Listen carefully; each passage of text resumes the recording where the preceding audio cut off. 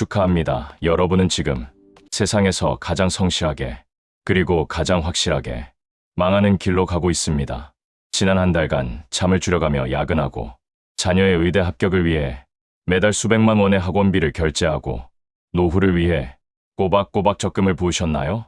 참으로 눈물겨운 노력입니다. 하지만 15년 차 경제 분석가로서 제가 마주한 데이터는 차갑다 못해 잔인합니다.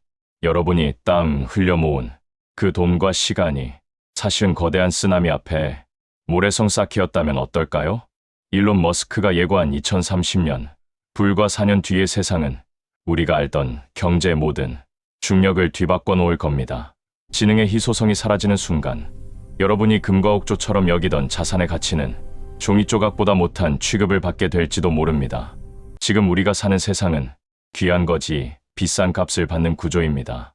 물이 귀한 사막에서는 생수 한 병이 10,000원을 호가하죠. 물은 곧 생존이고 그 희소성이 가격을 결정합니다.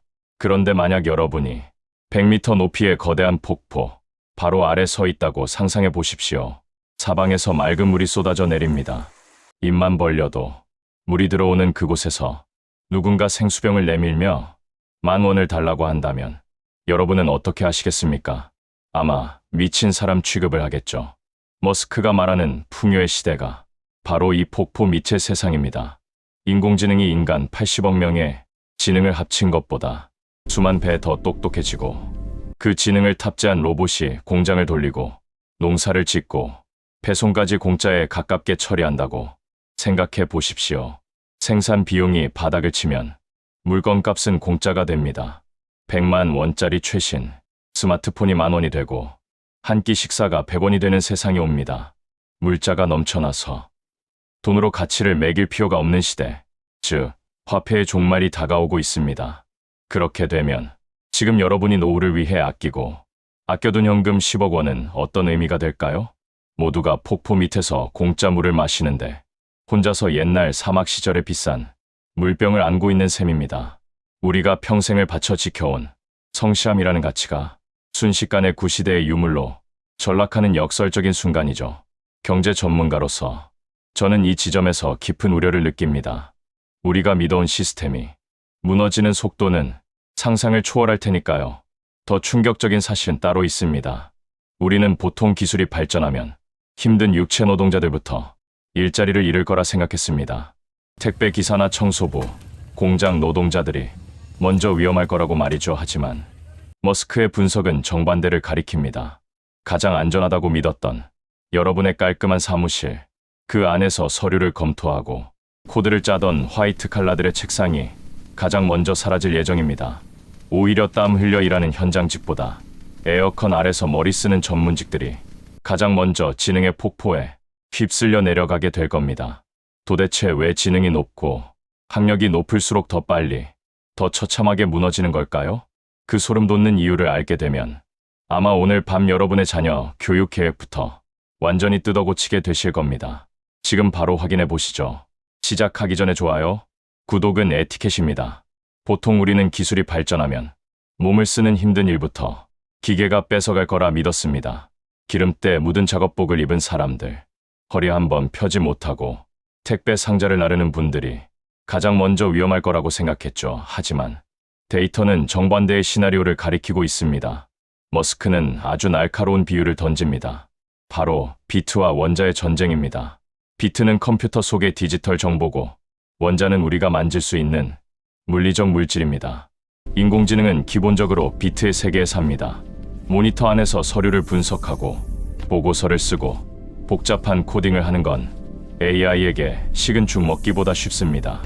인간이 평생을 바쳐 공부해야 얻을 수 있는 지식이 AI에게는 그저 0.1초 만에 읽어 내려가는 텍스트 한 줄에 불과하기 때문입니다. 반면 로봇이 현실 세계의 원자를 다루는 건 완전히 다른 차원의 문제입니다. 여러분은 아침마다 커피잔을 쥐고 입가로 가져가는 게 당연하시죠?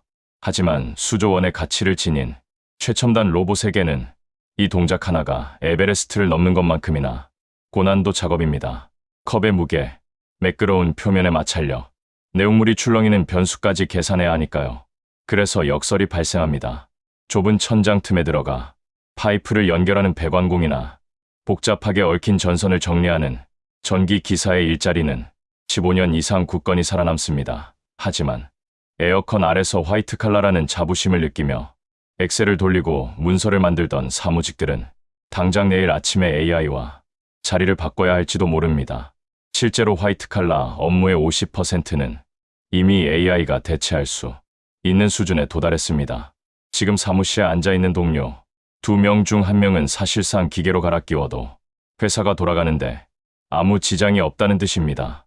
가장 먼저 코딩을 업으로 삼던 프로그래머들이 위험에 처했고 뒤이어 회계사, 변호사, 금융 분석가들이 줄을 서 있습니다.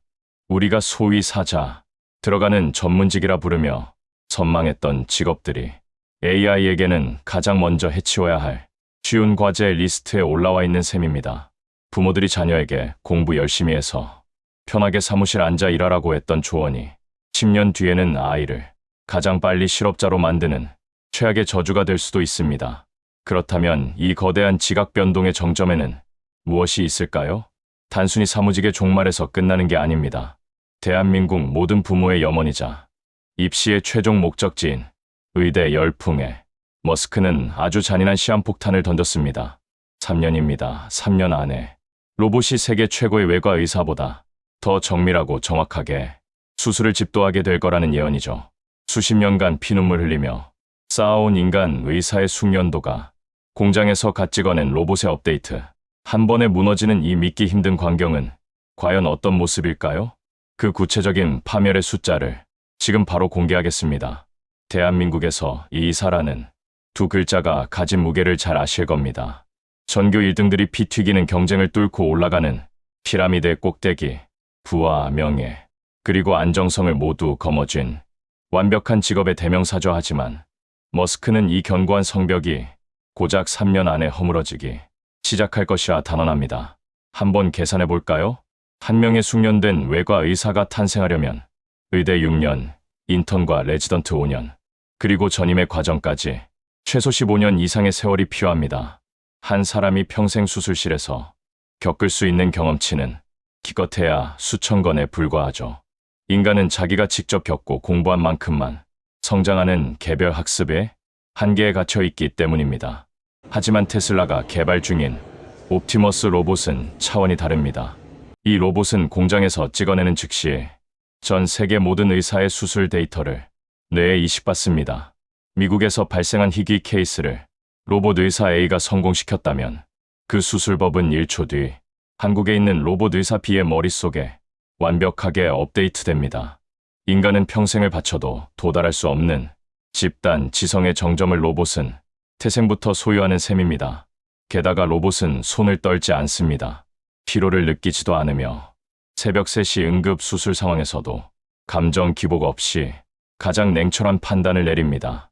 머스크는 3년 안에 로봇 외과 의사의 수가 지구상의 모든 인간 의사를 합친 것보다 많아질 것이라고 예고했습니다.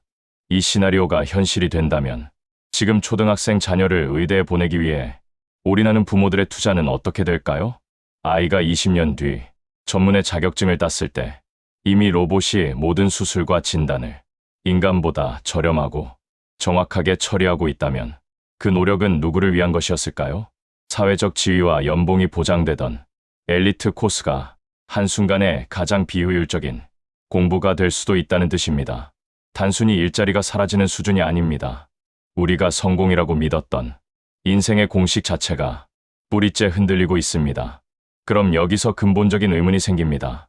의사도, 변호사도, 프로그래머도 AI에게 밀려난다면 우리 아이들은 대체 대학에서 무엇을 배워야 할까요? 아니, 그 전에 대학이라는 공간이 과연 존재할 가치가 있기는 한 걸까요?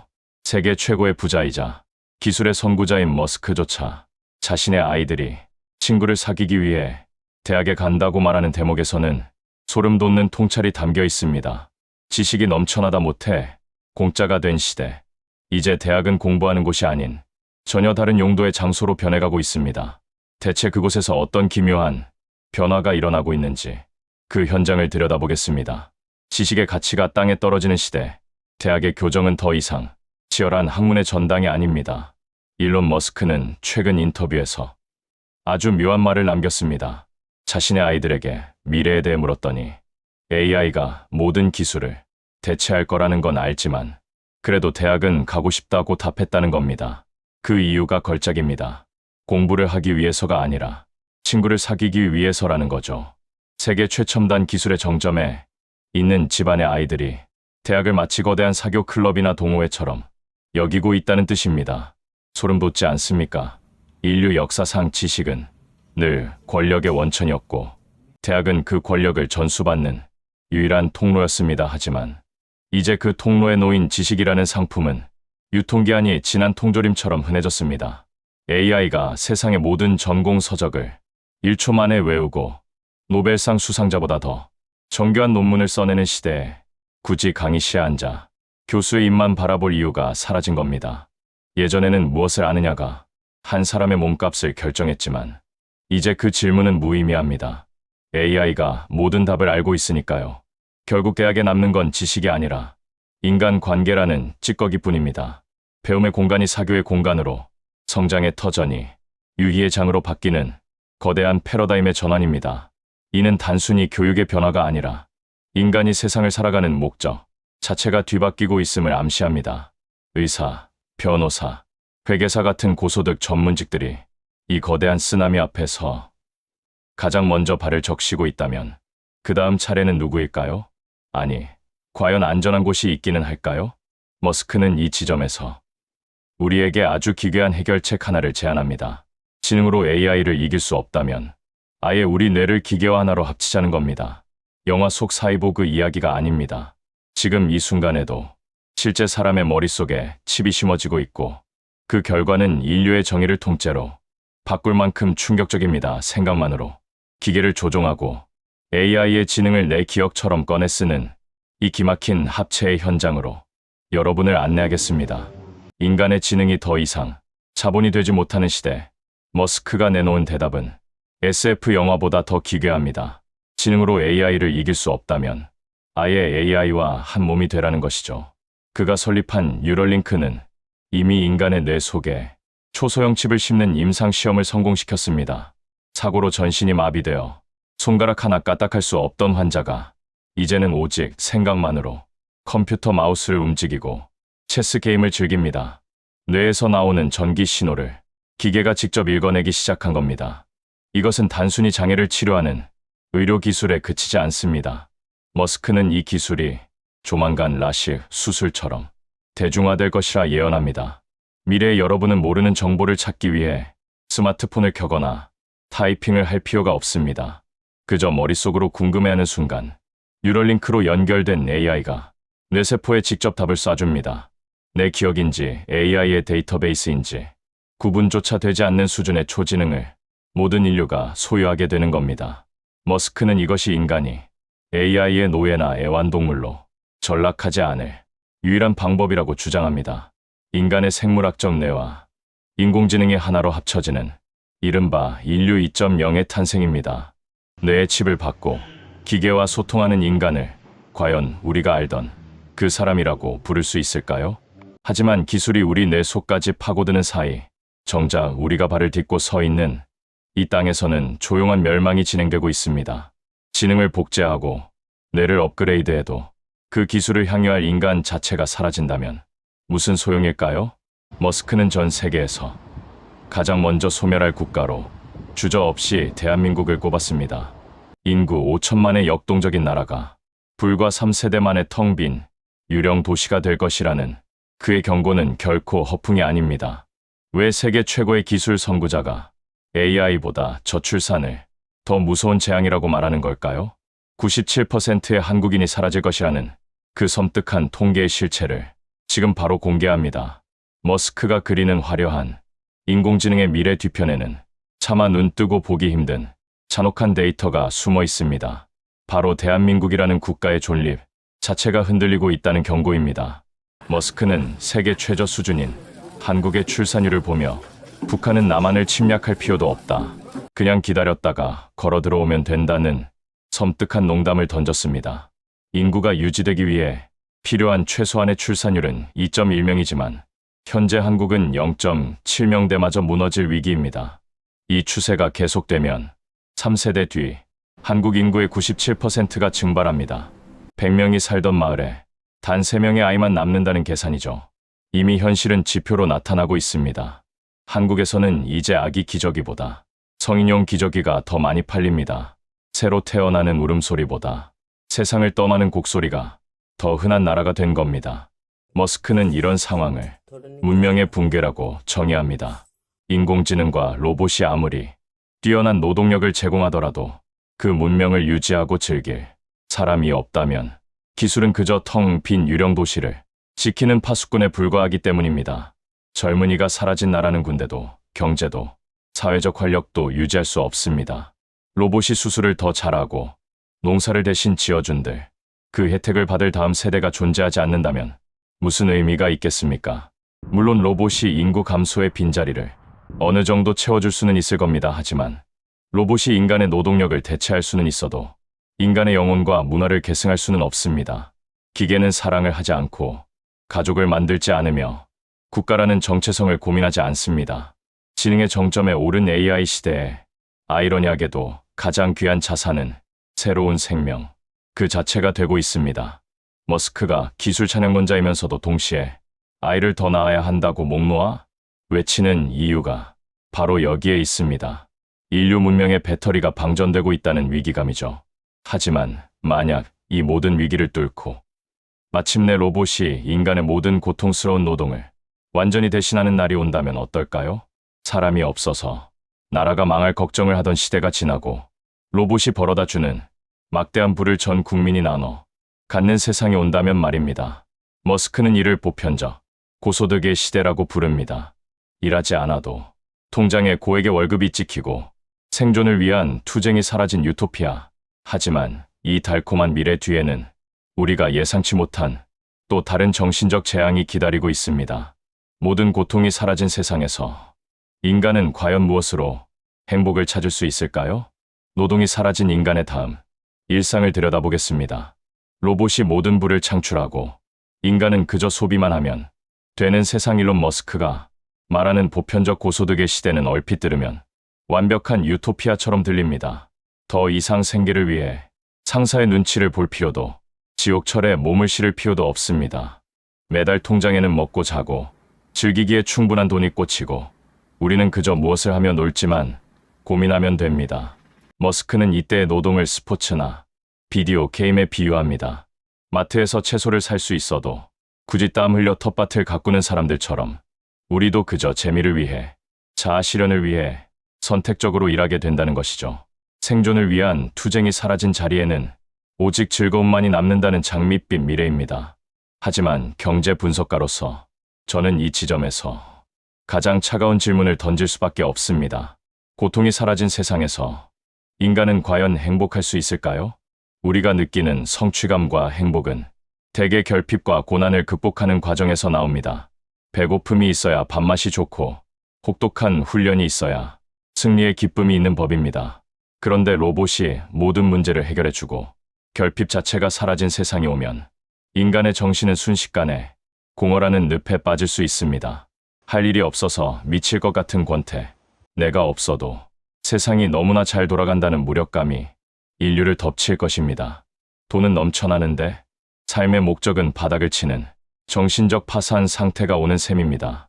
더 현실적인 문제는 그 막대한 부의 열쇠를 누가 쥐고 있느냐는 겁니다.